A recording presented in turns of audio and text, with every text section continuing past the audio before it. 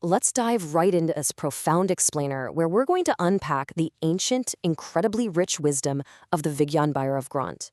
We are going to discover together how this simple, everyday act of breathing actually holds the ultimate key to cosmic consciousness. You know, as a researcher of Vedic astrology and Sanskrit texts, and someone who is just deeply passionate about bringing ancient knowledge to life through these documentary-style explainers, I am absolutely thrilled to guide you through this. Today we're looking at what is arguably one of the most magnificent tantric texts in existence. We're going to systematically explore the precise concept of the origin and the resting place of the prana and apana vayu, that is your vital breath, and we'll see exactly how this ancient chakra-based sadhana, this incredibly specific internal practice, can lead to absolute spiritual liberation. Our agenda for this explainer covers 6 main areas. First, the cosmic dialogue. Then, defining prana and apana. Third, origins and resting places. Fourth, the sacred pause. Fifth, the tantric mantra, and finally, the ultimate significance. Let's get right to it. Section 1, the cosmic dialogue, Shiva and Shakti's universal inquiry. So the Vigyan Bhairav Granth doesn't open up like some dry academic manual. Instead, it starts as this intensely intimate cosmic dialogue. The goddess Shakti approaches Lord Shiva. Now, she has already absorbed vast amounts of scriptural knowledge, specifically the teachings of the Rudrayamala Tantra.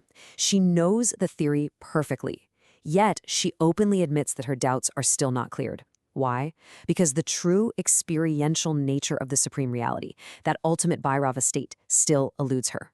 She doesn't want more philosophy. She asks Shiva for the direct path, something entirely free from complex external rituals. She wants the pure essence. Section 2, defining prana and apana, the twin forces of breath. Shiva answers her question not by giving her more complex philosophy, but by pointing her attention towards something immensely practical and universally accessible: the breath. But we need to be really precise here. In this specific tantric context, these terms represent highly specific physical and energetic movements. We often loosely translate the word prana as just breath or air. But as a Sanskrit scholar, I have to emphasize that the term vayu does not just mean the oxygen hitting your lungs. Vayu refers to intelligent life force energies. These are the subtle underlying energetic currents that literally drive our physical respiration.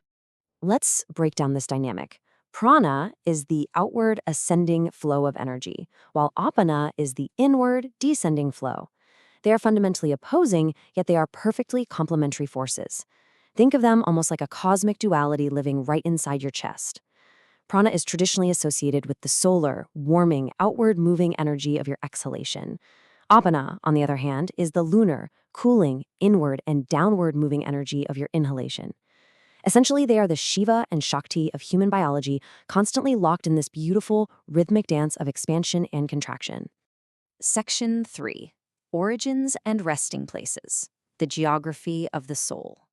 Now, as we move into the physical mechanics, we begin to see how this builds into a powerful kriya, or an active practice. The breath, as described in these texts, doesn't just happen purely in the physical tissue of the lungs. It travels along a profound energetic geography that is mapped out by the chakras. In both Vedic and Tantric anatomy, the central channel, known as the Sushumna, is essentially the superhighway for these energies.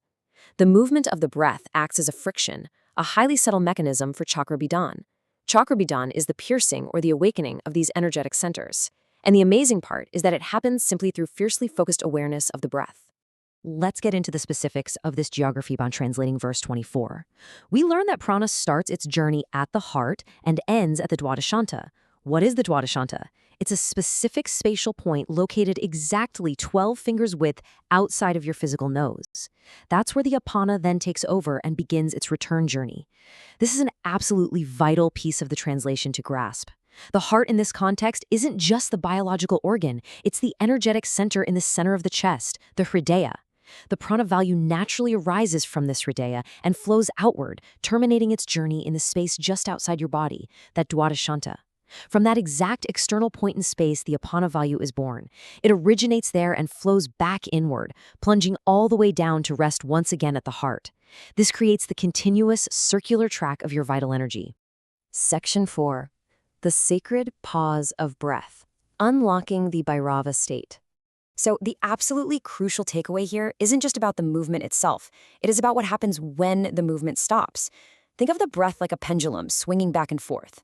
The true magic, the state of Bhairava, or absolute unconditioned consciousness, happens in a state called kumbhaka. This is the fraction of a second where that pendulum hangs completely suspended in midair. When prana reaches the dwadashanta on the outside, it actually dissolves for a microsecond before apana is born. And conversely, when apana reaches the heart on the inside, it completely dissolves before prana is reborn. This natural retention, this perfectly still space right between the breaths, is kumbhaka.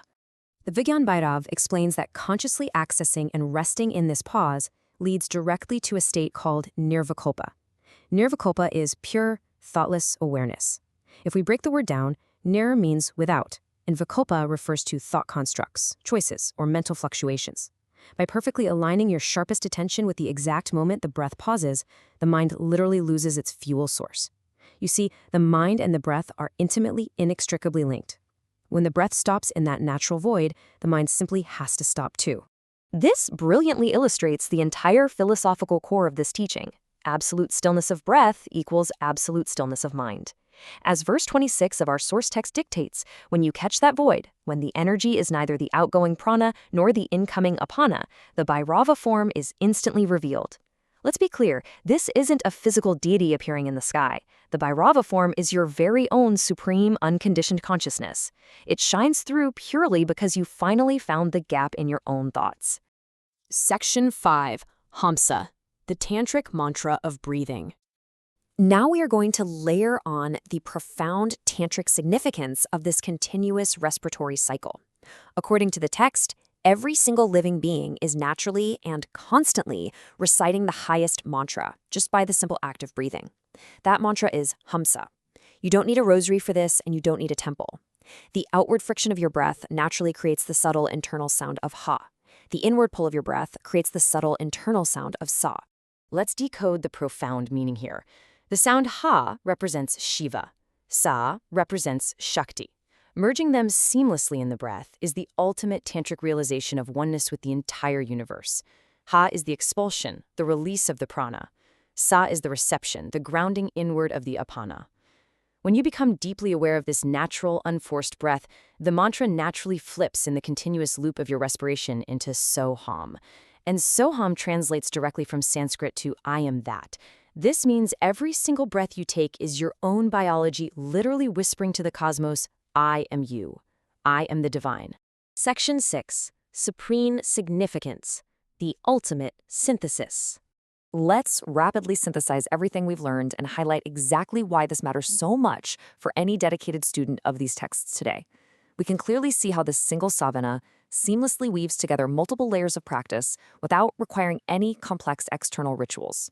From a religious perspective, you are quite literally enacting the cosmic union of Shiva and Shakti inside your own body. Spiritually, you are achieving the ultimate state of nirvikalpa, that thoughtless void. Tantrically, you are maintaining the continuous resonance of the Hamsa mantra. And practically speaking, you are performing an incredibly tangible, accessible kriya that requires nothing whatsoever but your own sharply focused attention on the specific origins and resting places of the prana and apana vayu.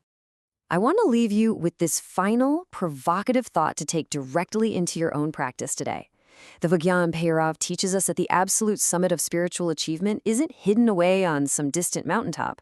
No, it is hiding right there, in the fraction of a millimeter at the end of your nose, specifically in the fraction of a second right before you take your next breath. So where is your attention right now? Thank you so much for joining me on this explainer of one of humanity's greatest spiritual texts.